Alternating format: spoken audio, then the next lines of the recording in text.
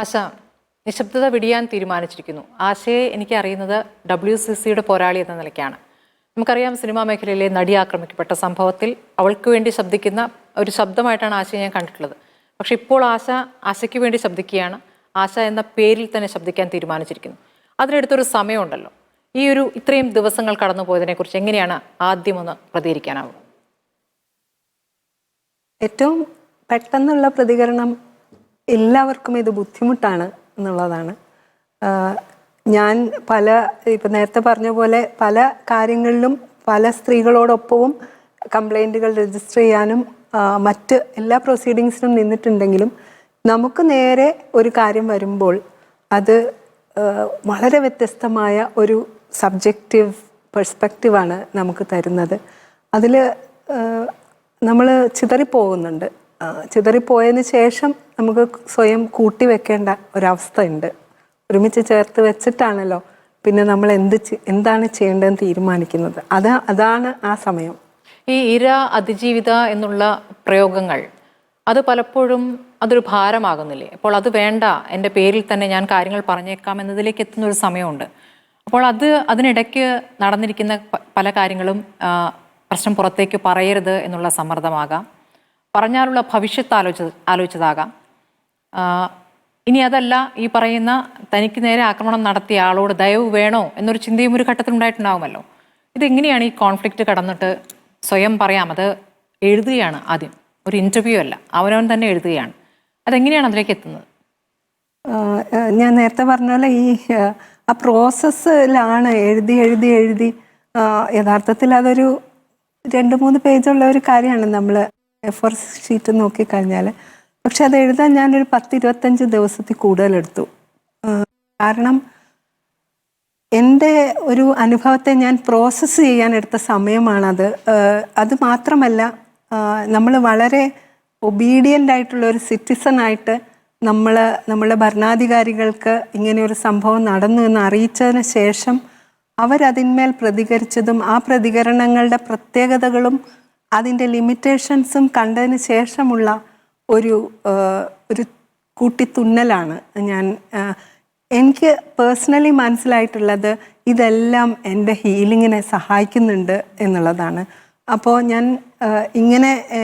ഞാൻ എന്നുള്ള വ്യക്തിയായിട്ട് തന്നെ പ്രതികരിക്കുന്നത് എൻ്റെ ഹീലിങ്ങിനെ വളരെ വലിയ തോതിൽ സഹായിക്കുന്നുണ്ട്. യഥാർത്ഥത്തിൽ ഞാൻ സ്മൃതിയോട് പറയായിരുന്നല്ലോ, എനിക്ക് ചില സമയത്ത് ഛർദ്ദിക്കാൻ വരുന്നുണ്ട്, എനിക്ക് വയ്യാണ്ടാവുന്നുണ്ട്, എനിക്കാകെ എങ്ങനെയെങ്കിലും തീർത്താൽ മതിയെന്ന് തോന്നുന്നുണ്ട്. പക്ഷേ എനിക്ക് മനസ്സിലാകുന്നത് എനിക്ക് മുമ്പുള്ള സ്ത്രീകൾ എങ്ങനെയൊക്കെ ആയിരിക്കും ഇതിനെ നേരിട്ടത്.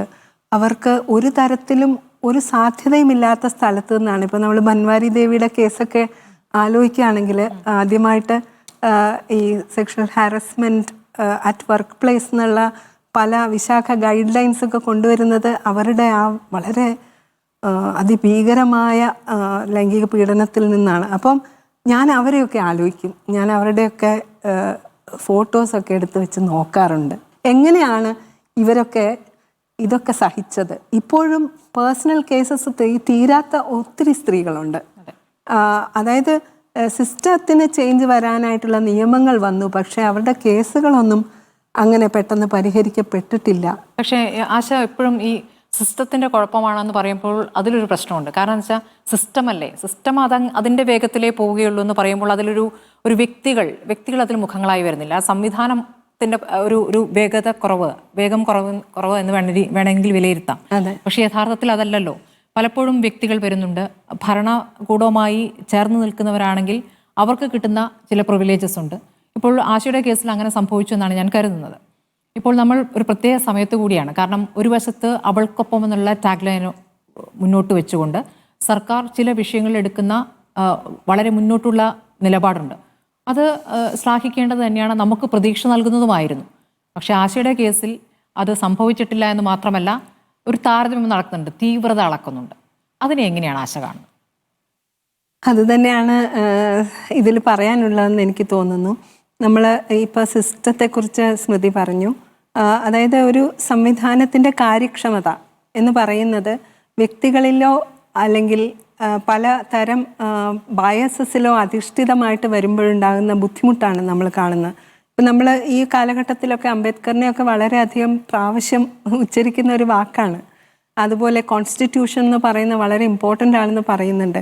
അപ്പോൾ ബേസിക് റൈറ്റ്സ് പോലും ഈ തരംതിരിവ് ഉണ്ടാകുന്നത്, ബേസിക് റൈറ്റ്സ് നമ്മൾ ചോദിക്കാൻ പോലുമുള്ള തരംതിരിവുകൾ സൃഷ്ടിക്കുന്നത് വളരെ വീക്കായിട്ടുള്ള ഒരു സിസ്റ്റത്തിൻ്റെ റിഫ്ലക്ഷനാണ് എന്നാണ് ഞാൻ മനസ്സിലാക്കുന്നത്. അതുകൊണ്ട് തന്നെ എനിക്ക് ഭയമുണ്ട്, ഈ വീക്ക് സിസ്റ്റം എൻ്റെ സ്റ്റുഡൻസിനെ എങ്ങനെ ബാധിക്കും.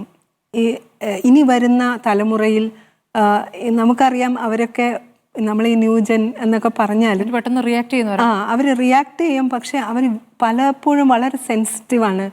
അവർക്ക് എൻ്റെ ജനറേഷൻ എൻഡ്യൂർ ചെയ്യുന്ന പോലെയും എന്താ പറയുന്ന റെസിലിയൻസ് കാണിക്കുന്ന പോലെയും ചിലപ്പോൾ കാണിക്കാൻ പറ്റിക്കൊള്ളണമെന്നില്ല. നമ്മൾ കാണുന്ന ആത്മഹത്യകൾ, നമ്മൾ കാണുന്ന പലതരം കാര്യങ്ങൾ ഈ ഇൻട്രാക്ഷൻസിൻ്റെ ഒക്കെ ഫലം കൂടിയാണ് എന്നാണ് ഞാൻ മനസ്സിലാക്കുന്നത്. അപ്പോൾ ഒരു റോബസ്റ്റ് ആയിട്ടുള്ള ഹെൽത്തി ആയിട്ടുള്ള സിസ്റ്റം ഉണ്ടാക്കുക എന്ന് പറയുന്നത് എല്ലാ കാലത്തെക്കാളും ഇപ്പോൾ ഇമ്പോർട്ടൻ്റ് ആണ്. കാരണം നമ്മൾ കുട്ടികൾ യഥാർത്ഥത്തിൽ വളരെ പ്രിവിലേജ്ഡ് ആയിട്ട് വളരുന്നവരാണ്. നമ്മുടെ ഒന്നും ജനറേഷൻസിനെ പോലെ അല്ല.